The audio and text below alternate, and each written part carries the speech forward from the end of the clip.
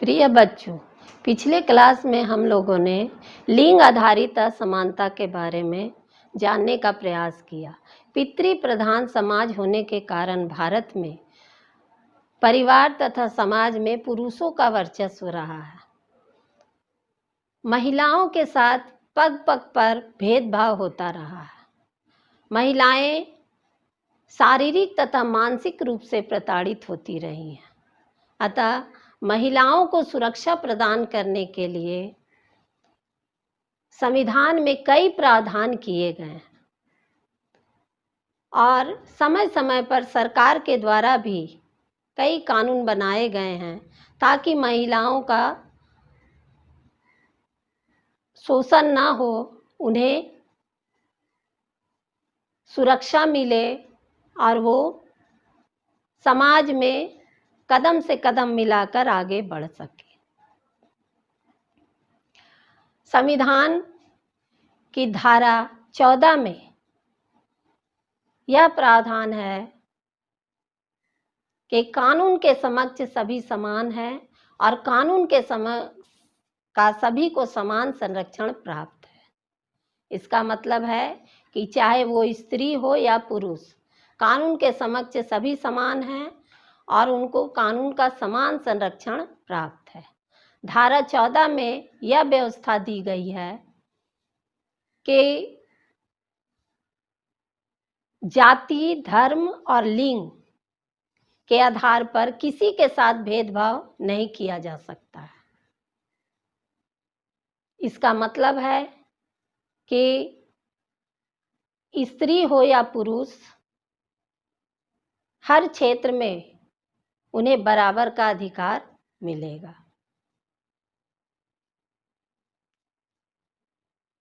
संविधान के भाग 4 में नीति निर्देशक सिद्धांत के द्वारा सरकारों को निर्देश दिया गया है कि सरकारें जब भी कानून बनाएगी तो इस बात का हमेशा ख्याल रखेगी कि समान कार्य के लिए महिलाओं को समान वेतन मिले और उन्हें खतरनाक कामों में न लगाया जाए।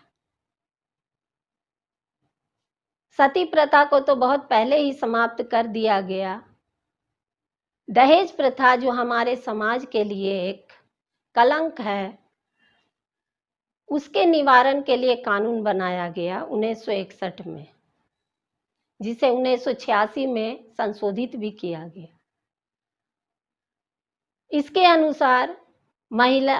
अनुसार दहेज लेना तथा देना दोनों ही अपराध घोषित किया गया। हिंदू उत्तराधिकार अधिनियम के अनुसार महिलाओं को पिता की संपत्ति में बराबर का अधिकार मिला। बेटों की तरह बेटियों को भी बराबर अधिकार पिता की संपत्ति में दिया गया है।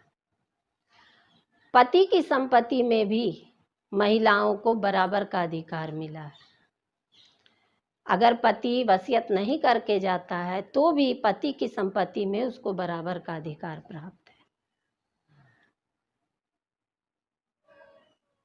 महिलाओं की अपनी खुद की कमाई हुई संपत्ति पर उसका केवल उसी का अधिकार होता है। कोई ये उसकी संपत्ति को छीन नहीं सकता। अगर वह चाहे तो अपनी संपत्ति को किसी को दे सकती है या उसे बेच सकती है। यौन उत्पीड़न निषेध अधिनियम, इसके अनुसार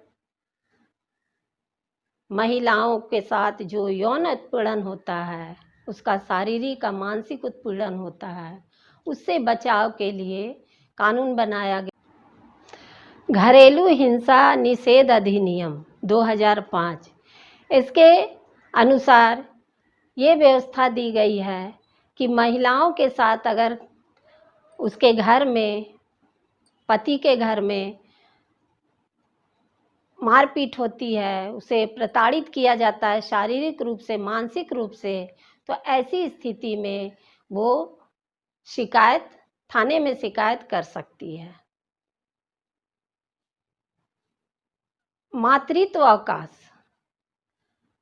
कई महिलाएं दफ्तर में काम करती है या कई अन्य फैक्ट्री में काम करती है, उस परिस्थिति में अगर वो बच्चे को जन्म देने वाली होती है तो उसमें भी उसको सुरक्षा प्रदान की गई है।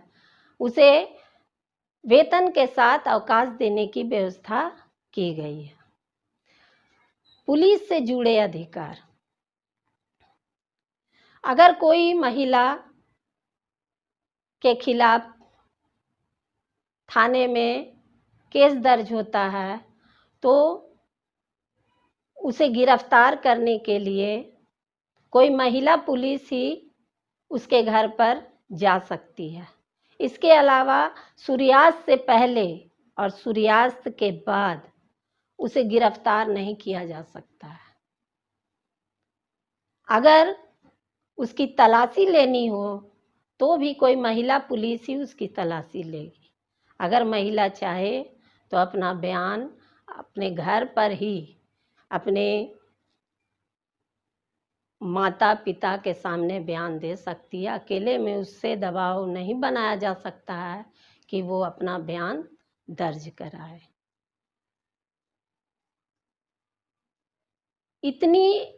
इतने अधिक कानून बना दिए गए हैं महिला सुरक्षा को लेकर। इन कानूनों के आधार पर महिलाएं सुरक्षित भी हैं, लेकिन क्या व्यवहार में ऐसा संभव है? आज भी महिलाओं के साथ प्रताड़ना के कई केस सामने आते रहते हैं। उनके साथ बलात्कार होता है। उन्हें जहाँ वो काम करती है वहाँ पर उनके साथ अभद्र व्यवहार होता है। कानून जो है होने के बाद भी महिलाएं अपने आप को असुरक्षित महसूस कर रही हैं। यह तभी संभव है जब पूरा समाज, जिसमें महिला और पुरुष दोनों शामिल हो, दोनों मिलकर महिलाओं की सुरक्षा के लिए जागरूक होंगे। लोगों को ये संदेश देने की ज़रूरत है कि पुरुष के बराबर महिलाओं का अधिकार है और महिलाओं को हम समाज से बाहर रखकर, महिलाओं को प्रताड़ित करके अपने समाज का उत्थान कभी नहीं कर सकते हैं। अगर हम चाहें तो अपने स्तर से महिलाओं के सुरक्षा के लिए, उनके संरक्षण के लिए कार्य कर सकते हैं। जैसे समाज के लोगों का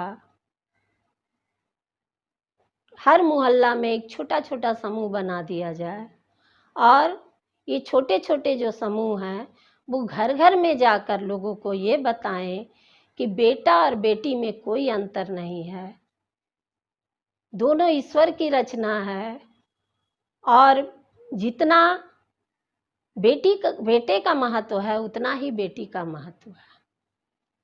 और ये केवल पुरुष को बताने की ज़रूरत नहीं है, महिला को भी बताना होगा, क्योंकि बहुत सी महिलाएं महिलाओं का शोषण करती हैं। शिक्षा के द्वारा महिलाओं को आगे लाना होगा, समाज को बताना होगा कि हर घर में लड़कियों को पढ़ाया जाए, उन्हें उच्च शिक्षा दी जाए, ताकि किसी तरह की अगर उसे परेशानी हो तो वो खुद अपने पैर पर खड़ा होकर अपना जीवन यापन कर सकती है, किसी के ऊपर वह निर्भर नहीं रहेगी। अगर हम ऐसा कर पाते हैं तो निश्चित रूप से आने वाले समय में हमारा समाज जो है वो तेजी से आगे बढ़ेगा। स्त्री पुरुष का जो लैंगिक भेद है वो समाप्त होगा।